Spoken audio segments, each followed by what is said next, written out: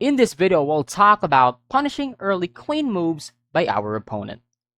Early queen attacks are something inexperienced players struggle defending against, and it can also lead to complications, which are often too deep for beginners to comprehend and eventually lead to checkmate. I remember playing in a local tournament where I got paired with a young guy with a somewhere 1400 rating in the first round. As black against e4, I usually respond with Sicilian or Caro-Kann. But in this game, I wanted to practice my king's pawn opening. So the game went e4, e5, and queen to h5. I was quite surprised that the little guy wanted to trick me with a wayward opening attack. I didn't know the name of this opening back then, but I was already familiar with it and knew how to defend against it. Now, many beginners fall to this tricky opening because it looks like the queen is eyeing the weak f7 pawn. They say that when you're in an unfamiliar territory, you tend to be afraid of the ghosts. In other words, you fear something you don't see. There's a lot of truth to that, because in this position, many beginners try to defend the f7 pawn right away, although there isn't any immediate threat yet other than taking this undefended e5 pawn.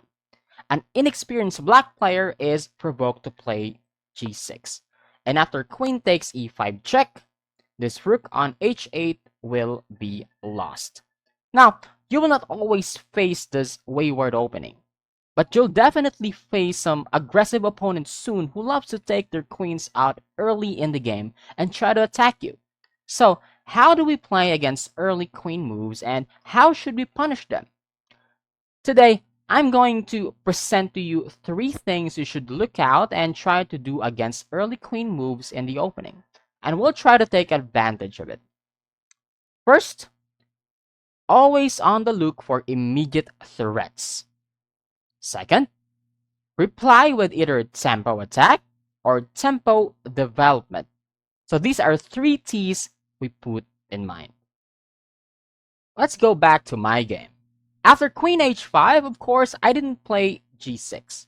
Instead, I instantly recognized his threat of capturing my e5 pawn. So that's the threat. Then I thought of a way to defend it with knight c6. The kid was stubborn. He played bishop to c4, now threatening checkmate on f7. So that's the first thing we need to look out for, the immediate threat. Then we should look for the best response that comes with either tempo attack or tempo development. In this position, it's tempo attack on the enemy queen with g6. Now he went bishop f3. Now the threat once again is checkmate on f7. There are 2 most common ways to deal with this threat. It's either knight to f6 or queen to f6. Either way, it's going to be tempo with development. In the game, I preferred knight to f6. My opponent went queen b3, and I can't just take the free pawn on e4, because my opponent has a threat on capturing my f7 pawn, and then I will lose my right to castle. So I was thinking of the simple queen to e7, and that's the best way to take care of that threat. But I found a nasty move instead that make a tempo attack on the queen, and that is knight to d4. Now, my opponent went queen to d3. What happens if he takes the pawn on f7? Now, bishop takes f7 is actually a mistake, because yes, he got the pawn and I lost my right to castle. But after a simple king to e7, the queen is still under attack and he needs to put it in a square that will maintain the support on his bishop on f7.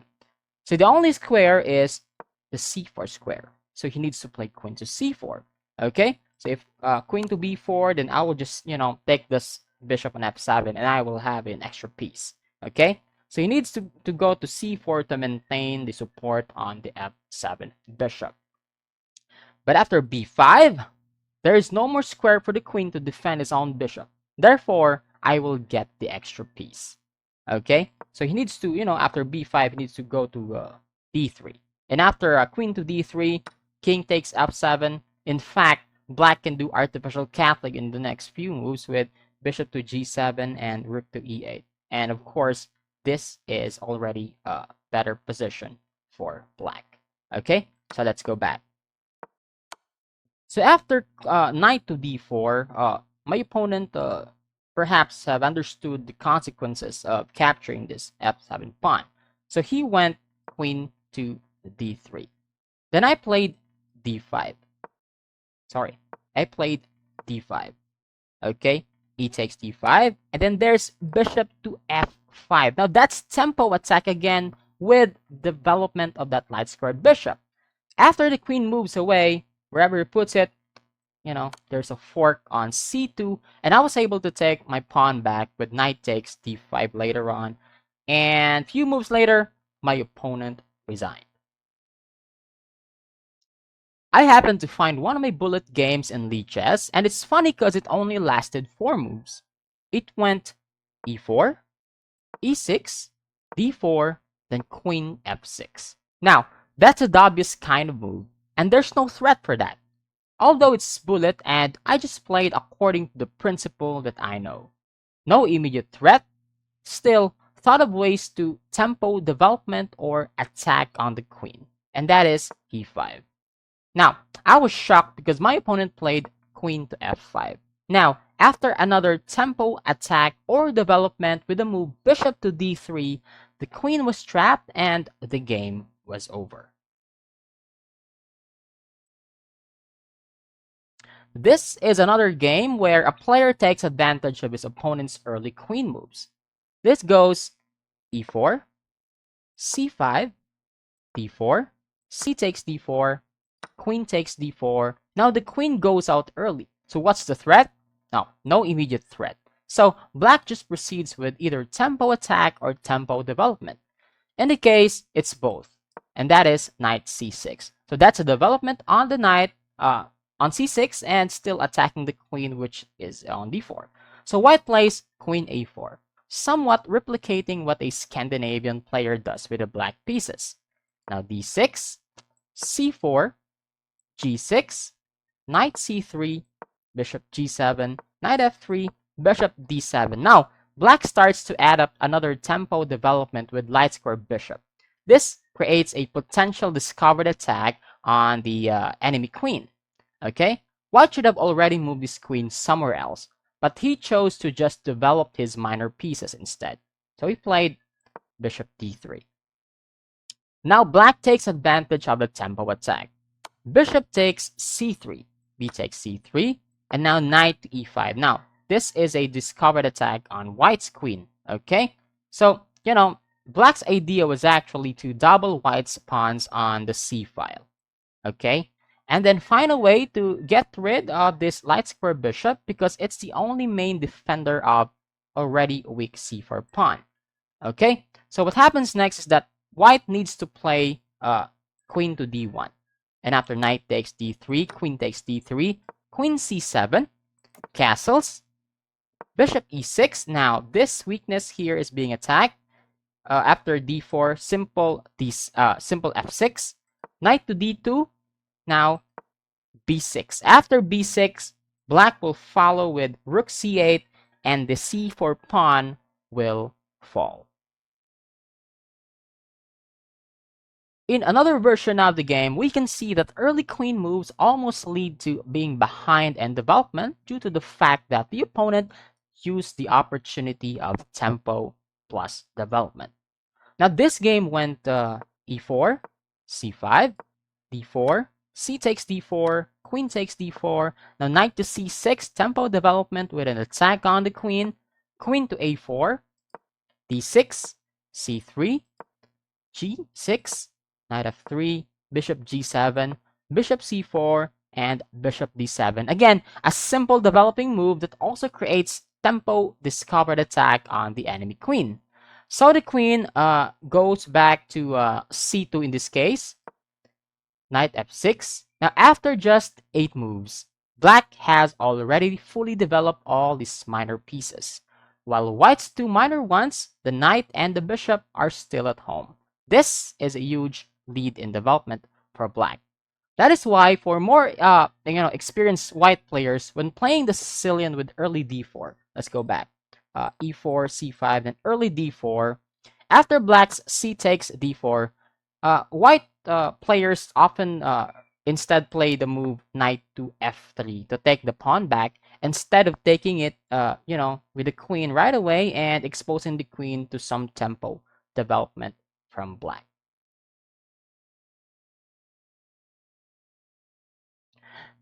Openings that involve early queen moves usually take a little while to study, and the principles need to be familiarized before applying it in actual game. Perhaps the most famous one is the Scandinavian defense. Black players closely study the theories behind this opening in order for black to achieve a playable middle game. Otherwise, black will be in serious trouble later on in the middle game. For instance, the book line e4, d5, e takes d5, queen takes d5, knight c3, queen queen to a5. Uh, Obviously, this is still book line, and many top players still use this opening. Okay, so after queen to a5, d4, c6, bishop c4, knight f6, bishop d2. Another tempo development with potential discovered attack on black's queen. So black reacts with queen to d8. Although we can still see this opening and this position in many grandmasters game, we can't deny the fact that after these few moves, white is slightly better because of his lead in development, thanks to tempo development and attack. Here's another example where white made some minor development plans to take advantage of his opponent's early queen attacks. So in this game, it goes e4, g6, d4, bishop g7, knight f3, c6, bishop c4, queen a5 check. Now the most common replies for white are c3 and knight c3. Okay, those are good moves. The problem with c3 is that it takes the square away from his own knight, because the alternative square for knight, which is if the move c3 is played and then white is forced to somehow play his knight to knight bd2, it blocks the dark square bishop. Okay, so also with knight c3, it also provokes black to play c5. Okay, after knight c3 and then c5, and it creates pressure in the center, and it gives more activity to black's dark square bishop. Okay, but there's another move that uses what we learned for early queen attacks, and that is bishop d2. Now bishop to d2 not only blocks and attacks the queen of black, it also develops the bishop to a beautiful alternative square. Other than the most common bishop to e3 or bishop to f4, uh, bishop to d2 also gives white an opportunity to put his bishop to c3 and provoke the enemy's fianchettoed bishop on g7. Because after bishop to d2, the queen needs to move, for example, queen to b6, still attacking this b2 pawn. Now there is this bishop to c3. White's typical plan was actually to put this dark square bishop, c1 to h6 diagonal. But because of early queen attacks or check by black, white made some minor adjustments and still put his bishop to a superior active diagonal, now a1 to h8 diagonal, and still this bishop is not passive at all. In there, the bishop's role becomes more active instead, because this knight can jump to d2 without blocking his own dark square bishop.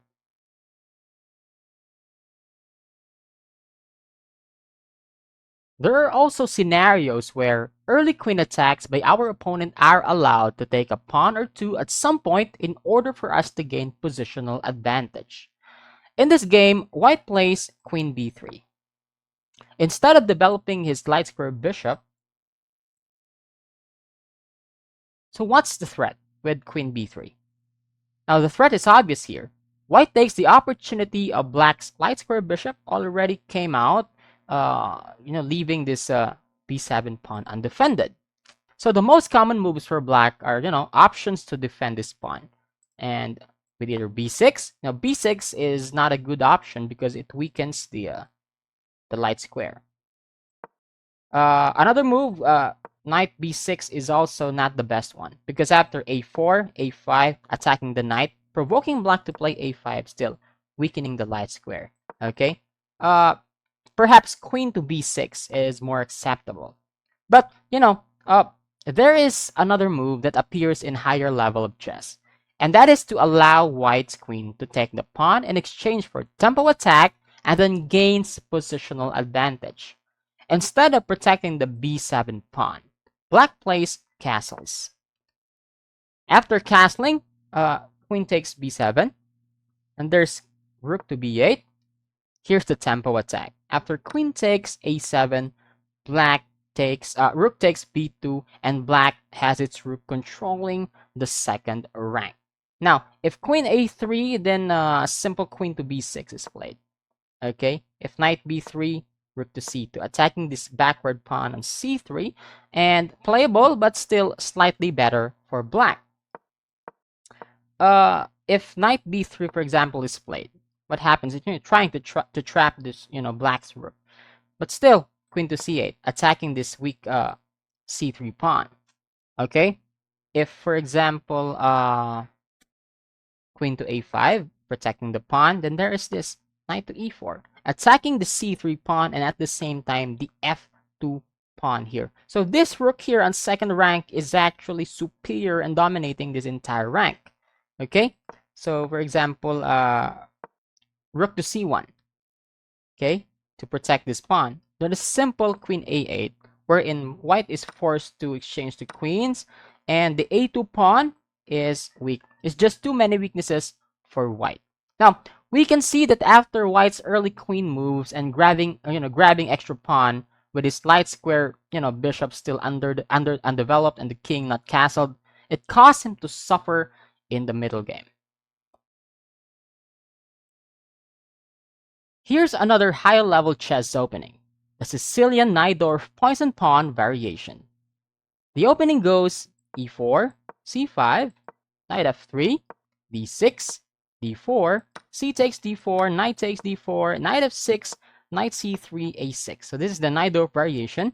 Bishop g5, e6, f4, and then queen to b6. Now, what's the threat of queen to b6?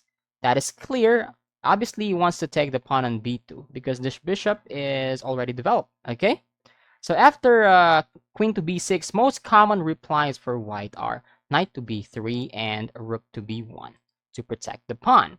So those are good moves actually. However, in the game, white applies what we learned in today's video and allows black to take the b2 pawn in exchange for tempo attack on the queen. And then he plays a3. By the way, another common move is queen to d2. Okay, but in this game, he played a3. Okay, now, can you find the best move for white when black carelessly took the pawn on b2? You can pause the video and try to find a way to capitalize on black's mistakes. All right, well, many of my students actually said rook to b1, but actually it's a mistake because the knight on c3 is hanging, okay? And, thinking that the b7 pawn, just like in the previous example where the rook contains or controls the 7th rank. But it's not in this case because c8 bishop is protecting the pawn and the c3 knight is undefended. So congratulations if you saw the move knight to a4. After knight to a4, there is no safe square for black's queen to hide because it is now trapped and the game is over even just few moves in the opening. So if you learned something from this video, please subscribe and hit like and follow this channel. Apply this to your game. Hey, check this video out to make sure that you get more important information to bring your chess to the next level.